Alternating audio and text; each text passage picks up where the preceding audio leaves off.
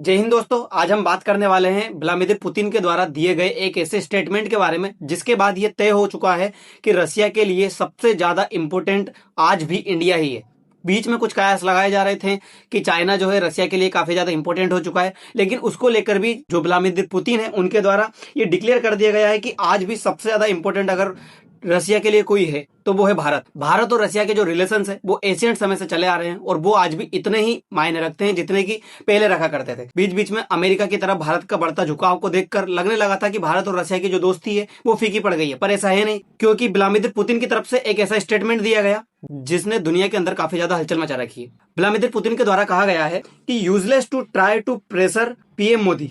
Putin says India US ties won't affect Russia ties price economic growth. जिस तरह से Putin का द्वारा यह कहा गया कि भारत के ऊपर दबाव बनाना पूरी तरह से बेकार है। भारत और रसिया के रिश्ते अमेरिका के रिश्तों से कभी भी इफेक्ट नहीं होंगे। भारत और रसिया के रिश्ते जैसे चले आ रहे थे उसी तरह से चलते रहेंगे। अगर भारत को आगे चल करके किसी भी चीज की जरूरत पड़ेगी तो रसिया हर समय उसके साथ में खड़ा हुआ है। हमें कोई फर्क नहीं पड़ता कि आपने अमेरिका के साथ में $500 बिलियन की डील की है या फिर कितने लंबे व्यापार की जो है ट्रेड डील की है, हमको उस चीज से फर्क नहीं पड़ता। भारत और रसिया का जो व्यापार है वो चलता रहेगा। थोड़े दिन पहले ये कयास लगाए जा रहे थे कि नरेंद्र मोदी है वो डोनाल्ड ट्रंप की बातों में आकर के रसिया के साथ में थोड़ी सी दगाबाजी कर रहे हैं, रसिया के साथ में ऑयल परचेज नहीं कर रहे हैं। रसिया के द्वारा दिया जा रहा जो प्रॉफिट है भारत को ऑयल में वो भारत नहीं परचेज कर रहा है। लेकिन अब ये बात क्लियर निकल कर आ गई है कि अमेरिका भारत के लिए सिर्फ एक व्यापारिक मुद्दा है। इमोशंस के साथ में अगर कोई कनेक्ट कर रहा है तो वो रसिया है। रसिया के साथ में भारत के रिलेशन बहुत पुराने हैं और बहुत लंबे समय से चले आ रहे हैं। आज तक रसिया ने भारत के लिए 6 बार इस तरह का वीटो किया है और हर तरह से रसिया का कहना है कि मैं हर सिचुएशन में भारत के साथ में खड़ा हूंगा, चाहे फिर वो चाइना वाला मुद्दा हो चाहे किसी और भी मुद्दा हो। बात अगर अमेरिका की जाए तो अमेरिका वाले मुद्दे पे रसिया भारत के साथ में खड़ा हुआ है। लेकिन एक सवाल यह है कि अगर मान लीजिए चाइना और भारत के बीच में कन्फ्लिक्ट हो जाता है तो फिर रसिया किसके साथ में खड़ा होगा, जिसको लेकर के आज जो पुतिन है उनके द्वारा क्लियर स्टेटमेंट दिया गया है, जिसमें आज हमें जानेंगे कि अगर भारत और चाइना के बीच में कन्फ्लिक्ट होता है तो रूस जो है वो किसका साथ देगा। वहीं रूस का ये कहना है कि आप किसी के साथ में भी ऑयल परचेस करिए, हमें कोई दिक्कत नहीं, लेकिन रसिया के साथ में भारत जो ऑयल परचेस करता था वो परचेस करेगा और हमेशा करता रहेगा। जो डिस्काउंट हम भारत को दे रहे थे वो डिस्काउंट हम भारत को अभी भी देंगे। अमेरिका के द्वारा लगाए गए सैंक्शंस रसिया और भारत के रिश्तों के ऊपर कोई इफेक्ट नहीं डाल सकते। साथ ही पुतिन का यह कहना है कि अगर भारत को किसी भी डिफेंस के मामले में रूस की हेल्प चाहिए तो रूस उसकी हेल्प करेगा, चाहे फिर S-400 को लेकर हो, MiG-29 को लेकर हो या फिर किसी भी तरह के फाइटर जेट को लेकर के हो। रूस हमेशा भारत के साथ में खड़ा हुआ है। भारत को अमेरिका के प्रेशर में आकर के कोई भी डिसीजन लेने की जरूरत नहीं है।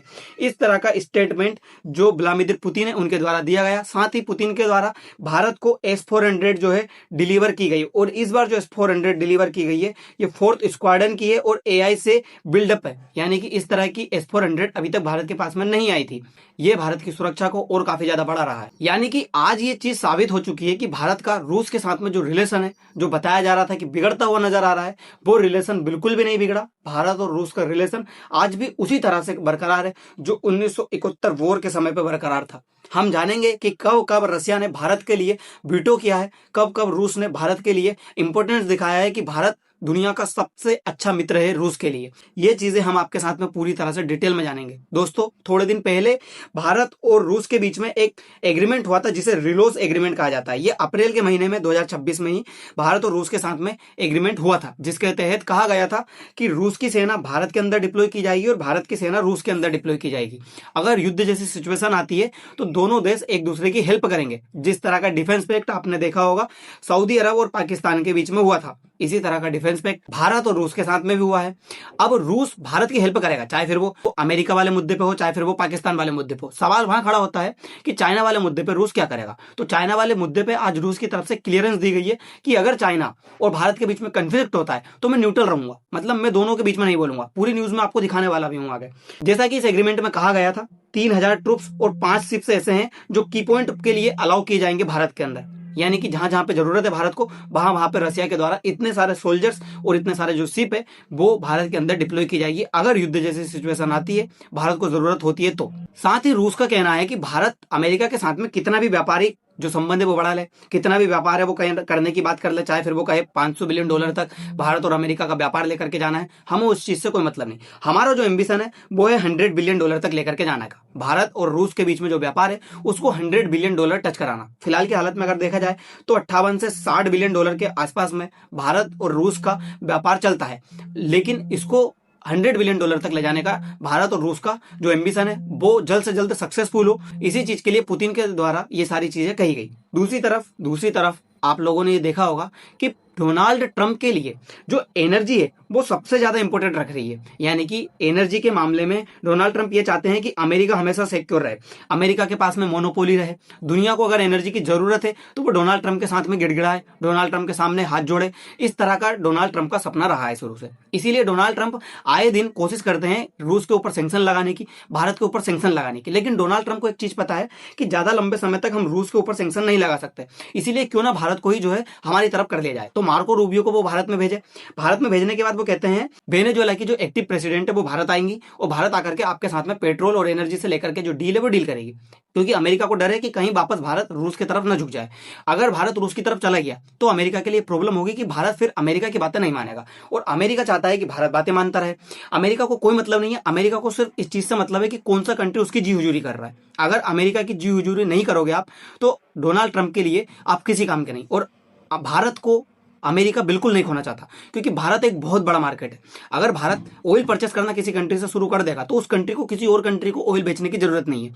एक लौता कंट्री भारत है जो उसकी सारी ऑयल की जरूरत है वो पूरी कर सकता है। तो डोनाल्ड ट्रंप कोशिश करते हैं कि यूक्रेन वॉर को लेकर के मैं भारत के ऊपर और रशिया के ऊपर सैंक्शन लगा दूं कि आपस में जो है व्यापार ना करे ऑयल को लेकर, क्योंकि इनका कहना है कि जो यूक्रेन में पैसे दिए जा रहे हैं वो भारत रूस से ऑयल परचेस करके रूस को देता है, उन पैसों का रूस हथियार खरीद के यूक्रेन के ऊपर यूज करता है। तो उस पैसों का गलत यूज किया जा रहा है यूक्रेन वॉर में, और ये यूक्रेन वॉर है वो खत्म नहीं हो रहा है। डोनाल्ड ट्रंप का ये मानना है। तो डोनाल्ड ट्रंप इसीलिए भारत को रोकते आए हैं, इसीलिए डोनाल्ड ट्रंप भारत को रोकते हैं, कोशिश करते हैं कि भारत रूस के साथ में व्यापार ना करे। लेकिन ये बात इनको पता है कि ज्यादा लंबे समय तक हम भारत को नहीं रोक पाएंगे, क्योंकि भारत की बहुत ज्यादा जरूरत है। उतनी जरूरत ना वेनेजुएला पूरी कर सकता है ना अमेरिका पूरी कर सकता है। भारत आज 40 से अधिक देशों के साथ में व्यापार कर रहा है ऑयल का, और भारत को जरूरत है, बुलवाना ही पड़ेगा। साथ ही अगर देखा जाए तो भारत अमेरिका के साथ में जो चीजें एक्सपोर्ट करता है और रूस के साथ में जो चीजें एक्सपोर्ट करता है उसमें काफी ज्यादा अंतर है। हम अमेरिका को काफी ज्यादा चीजें एक्सपोर्ट करते हैं, रूस को काफी कम चीजें एक्सपोर्ट करते हैं। अगर देखा जाए तो हम अमेरिका को एनर्जी गुड्स है वो $17 बिलियन के आसपास एक्सपोर्ट करते हैं, इलेक्ट्रॉनिक्स गुड $10 बिलियन के, जेम्स एंड ज्वेलरीज 9 से $10 बिलियन के, ड्रग्स फॉर्मुलेशन एंड बायोलॉजिकल्स 8 से $9 बिलियन के, पेट्रोलियम प्रोडक्ट 5 से $6 बिलियन के, और आरएमजी कंडक्ट जो कि हम $4.5 बिलियन के आसपास अमेरिका के साथ में एक्सपोर्ट करते हैं। यानी कि अमेरिका के साथ में हमारा जो व्यापार है वो हमेशा सरप्लस में रहता है, हम ट्रेड डेफिसिट में नहीं रहते। वहीं अगर आप रशिया के साथ में देखोगे तो रूस के साथ में भारत ड्रग्स यानी कि जो दवाइयां हैं वो 259 मिलियन सेल करता है। वहीं अगर देखा जाए तो iron and steel 244 million, marine product 129 million. इस तरह के करके देखा जाए तो भारत रूस के साथ में सिर्फ $3 बिलियन के आसपास जो चीजें हैं वो एक्सपोर्ट करता है। वहीं अमेरिका के देखिए 17 बिलियन तो हम एक साथ ही एक को ही एक्सपोर्ट कर रहे हैं। तो भारत कहीं ना कहीं अगर देखा जाए तो ट्रेड डेफिसिट में रशिया के साथ में लगभग $45 बिलियन के आसपास ट्रेड डेफिसिट में रहता है। भारत को ये चीजें सुधारनी होगी। अगर इसी तरह से चलता रहा तो भारत के लिए प्रॉब्लम हो जाएगी। अगर बायलेटरल ट्रेड देखा जाए तो 2023-24 फाइनेंशियल ईयर में भारत का रशिया के साथ में $65 बिलियन का ट्रेड हुआ था, जिसमें भारत ने जो इंपोर्ट है वो $61 बिलियन का किया था और जो एक्सपोर्ट है वो लगभग $4.5 बिलियन का किया था। तो इसमें हमने काफी ज्यादा $57 बिलियन के आसपास ट्रेड डेफिसिट में रहे थे। तो भारत का जो रशिया के साथ में ट्रेड डेफिसिट है वो बढ़ता जा रहा है और ये ट्रेड डेफिसिट हमें खत्म करना होगा।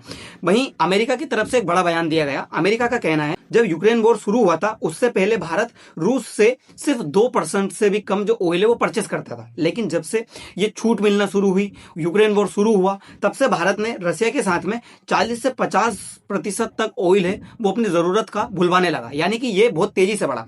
और बढ़े क्यों नहीं? क्योंकि अमेरिका हमें $120 पर बैरल ऑयल है वो दे रहा है, वहीं रूस सैंक्शन लगने से पहले हमको $60 पर बैरल जो ऑयल है वो देता था। यानी कि फायदा तो हमें रूस से परचेस करने में ही हो रहा था, तो हम रूस से परचेस करेंगे। ये आप देखिए, युद्ध से पहले साल 2021-22 में भारत अपनी ऊर्जा जरूरतों का ज्यादातर हिस्सा मध्य पूर्व जैसे कि इराक और सऊदी अरब से बुलवाता था, लेकिन अब होर्मुज भी बंद है, प्रॉब्लम ज्यादा क्रिएट हो चुकी है।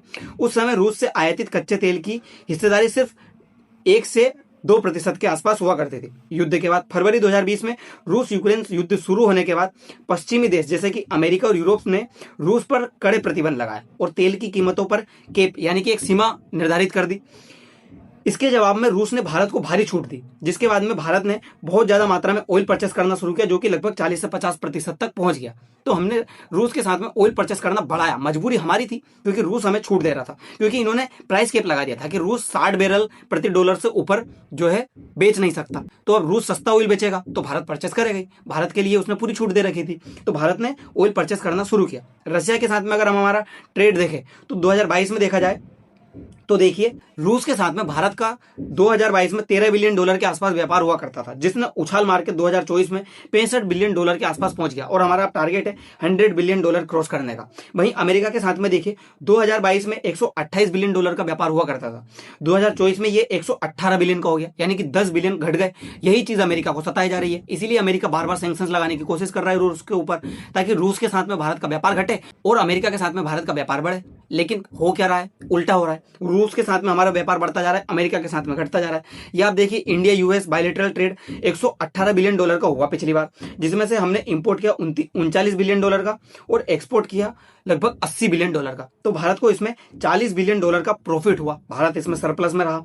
तो ये भारत के लिए फायदा है अमेरिका के साथ में ट्रेड करने का। लेकिन हमें यह देखना होगा कि रूस के साथ में हम जो ट्रेड डेफिसिट में रह रहे हैं वो हम ट्रेड डेफिसिट में ना रहे। रूस के साथ में हमें सरप्लस में होना होगा, सरप्लस में ना हो तो हमें बराबर होना होगा, क्योंकि हम जो अमेरिका से मुनाफा कमा रहे हैं वो रसिया के साथ गवा रहे हैं। अगर इस तरह का चलता रहा तो भारत का जो फॉरेक्स है वो बैलेंसिंग नहीं हो पाएगा। अगर हमें हमारा फॉरेक्स बढ़ाना है तो हमें इस तरह का प्लान करना होगा कि हम मल्टीपल कंट्री के साथ में व्यापार करें, जिसमें हम ज्यादा से ज्यादा चीजें एक्सपोर्ट करें। इस तरह का काम भारत को करना होगा। दूसरी चीज मैं आपको क्यों कह रहा था कि भारत और रसिया के रिलेशन काफी ज्यादा मजबूत है और इमोशन से जुड़े हुए हैं, तो आप ये देखिए 1971 वॉर के टाइम पे सोवियत यूनियन ने वीटो पावर यूज किया था, सिर्फ 9 दिन में 3 बार यूज कर लिया था। यानी कि वीटो पावर का यूज भारत के पक्ष में सोवियत यूनियन के द्वारा, जो कि उस समय सोवियत यूनियन हुआ करता था, उसके द्वारा भारत के लिए काफी ज्यादा किए गए। तो भारत और रूस के जो रिलेशन है वो काफी ज्यादा अच्छे हैं। दूसरी तरफ आप ये देखिए 1957 से 1971 के बीच में रूस ने यूएनएससी में लगभग 6 बार भारत के लिए वीटो किया है। और ये 6 बार कब किया है?